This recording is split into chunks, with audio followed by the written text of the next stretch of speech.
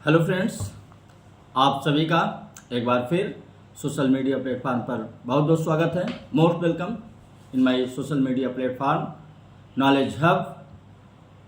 आज हम लोग एक बार फिर से भारत के जो राष्ट्रपति अब तक हुए हैं और उनके चुनाव आदि से लेकर के जो घटनाएं घटित हुई हैं और उन घटनाओं के माध्यम से मैं आपको उनके कार्यकाल और उनके नाम याद कराने की कोशिश कर रहा हूं। तो पिछली क्लास में हम लोगों ने देखा कि डॉक्टर राजेंद्र प्रसाद जी जब 24 जनवरी 1950 को राष्ट्रपति बनते हैं, अंतरिम राष्ट्रपति। उसके बाद 1952 के चुनाव में उनका चुनाव होता है, 57 में चुने जाते हैं और 62 में फिर चुनाव नहीं लड़ते हैं। फिर 62 में सर्वपल्ली राधाकृष्णन जी का चुनाव और 1967 के चुनाव की हम लोग जानकारी शेयर किए थे। तो आइए फिर शुरू करते हैं। जो अगला चुनाव है 1969 का, उस पर आज स्पेशली फोकस किया जाएगा। देखिए 1967 का जब चुनाव हो रहा है, 1969 के पहले थोड़ा सा 67 पर फोकस करना जरूरी है। 1967 में जो पॉलिटिकल सिचुएशन है क्या हो रही है, वो चेंज हो जा रही है, क्योंकि पंडित जवाहरलाल नेहरू जी की डेथ हो चुकी है। जो दूसरे पीएम बने हैं लाल बहादुर शास्त्री जी, उनकी भी 18 महीने के बाद डेथ हो जा रही है। और बदले हुए माहौल में नेहरू जी की सुपुत्री इंदिरा गांधी जी देश के प्रधानमंत्री बन रही हैं और कांग्रेस के जो सीनियर लीडर्स हैं उनको ये बहुत अच्छा नहीं लगा कि एक जूनियर आकर के प्राइम मिनिस्टर बन जाती हैं। वो लोग बड़ा ठगा सा महसूस कर रहे हैं। और इसी बीच 67 का चुनाव आता है। 67 में 8 स्टेट ऐसे हैं जहाँ की गवर्नमेंट चेंज हो जाती है, कांग्रेस की गवर्नमेंट नहीं बनती है। तो अब जो निर्वाचक मंडल बन रहा है उसमें विपक्ष क्या है, एकदम प्रभावी भूमिका में आ जा रहा है। इम्पोर्टेंस उसकी बढ़ गई है। उसको ये लग रहा है कि हम अपना राष्ट्रपति का उम्मीदवार जितवा सकते हैं। कांग्रेस में भी बड़ी सिचुएशन खराब है, एक दूसरे की खींचतान है। और यहाँ पर कैंडिडेट के सिलेक्शन के लिए लास्ट में जो कांग्रेस के अध्यक्ष हैं के कामराज और प्राइम मिनिस्टर इंदिरा गांधी जी को नॉमिनेट किया जाता है कि आप लोग कैंडिडेट फाइनल कीजिए। इंदिरा गांधी जी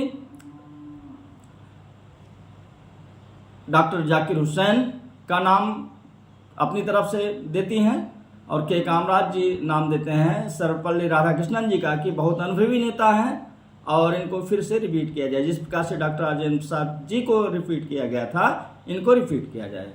लेकिन लास्ट में नाम किसका फाइनल होता है, जो श्रीमती इंदिरा गांधी ने नाम प्रस्तावित किया था। और डॉक्टर जाकिर हुसैन अल्पसंख्यक के मुद्दे पर उनका नाम आगे आया था और वो उम्मीदवार घोषित हो जाते हैं।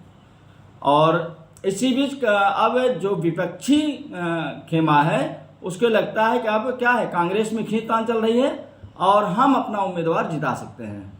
तो जो गोलकनाथ विवाद था, गोलकनाथ मामले में जो निर्णय दिए थे के सुब्बा राव, उस समय के तत्कालीन मुख्य न्यायाधीश थे, जिन्होंने सरकार को क्या किया था, मूल अधिकार के मुद्दे पर एकदम एक ढंग से कि मजबूर कर दिया था कि आप मूल अधिकारों का जो पार्ट है उसमें अनावश्यक छेड़छाड़ नहीं कर सकते। गोलकनाथ विवाद बहुत इंपॉर्टेंट है, इसको जो मूलाधिकार पढ़ाएंगे तो वहाँ क्लियर होगा, अभी टाइम एक्स्ट्रा चला जाएगा।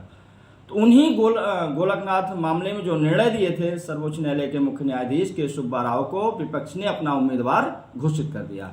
और कंडीशन ये हुई जब चुनाव होता है 1967 का, जहाँ पहले के राष्ट्रपति प्रचंड बहुमत से जीत करके आते थे, इस बार मात्र 12 से 13% के अंतर से डॉक्टर जाकिर हुसैन चुनाव जीत करके आ रहे हैं।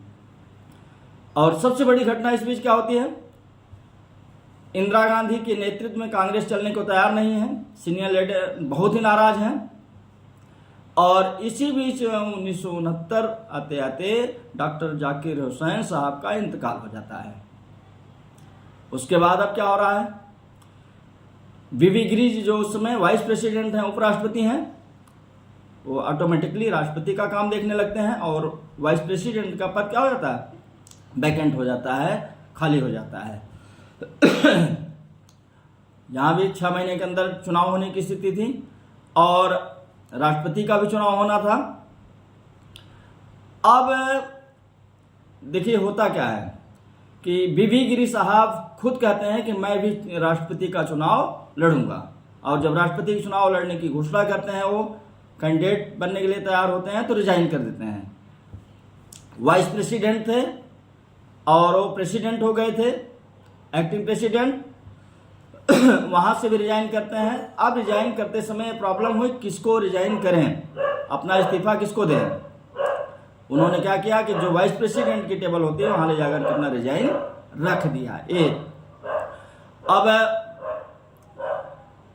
यहां पर और एक आया कि जो कांग्रेस की तरफ से जो नाम आ रहे थे, इंदिरा गांधी के द्वारा नाम आ रहा था बाबू जगजीवन राम। अंतरिम सरकार में हमने बताया था कि श्रम मंत्री थे, और उसके बाद होता क्या है, बाबू जगजीवन राम का नाम इंदिरा गांधी जी लाती हैं, और दूसरी तरफ से जो कांग्रेस है वो नीलम संजीव रेड्डी का नाम लाती है, जो कांग्रेस के बड़े नेता हैं।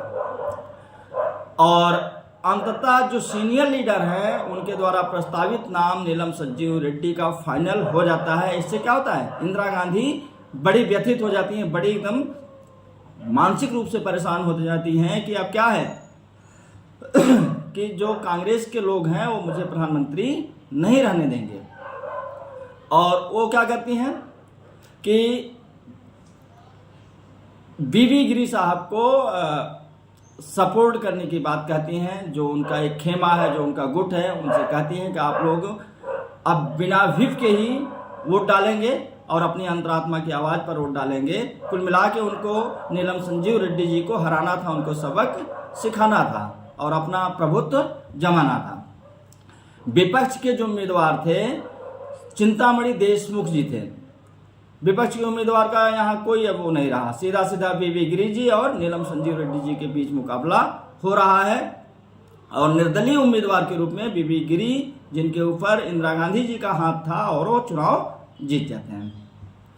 इस चुनाव के बाद तुरंत क्या होता है कांग्रेस में विवाद इतना बढ़ता है कि कांग्रेस का विभाजन 1969 में हो जाता है। एक कांग्रेस ओ बनती है जिसकी अध्यक्षता निजलिंगप्पा करते हैं, दूसरा कांग्रेस आई बनती है जिसको लीड कर रही हैं इंदिरा गांधी। अब इसी बीच इंदिरा गांधी भी अपने पीएम पद से रिजाइन कर दे रही हैं। रिजाइन करने के बाद फिर अगले वर्ष 1970 में चुनाव हो रहा है। प्रचंड बहुमत के साथ चुनाव जीत करके कांग्रेस आई आ रही है, और 1974 में टर्म खत्म होता है बीबी गिरी जी का। 74 में जब फिर चुनाव होने की बात आती है तो अब कहीं कोई एक मोनोपोली आ जाती है इंदिरा गांधी जी की, और अपने मंत्रिमंडल के सदस्य फखरुद्दीन अली अहमद को वो अपना उम्मीदवार बनाती हैं और वो चुनाव आराम से जीत जाते हैं। 75 में इमरजेंसी लगती है और 70 में चुनाव हुआ रहता है। इमरजेंसी आदि के कारण 7 साल तक की लोकसभा चलती है, और 77 में जब फिर आम चुनाव होता है लोकसभा का, इंदिरा गांधी जी चुनाव हार जाती हैं, उनकी पार्टी चुनाव हार जाती है।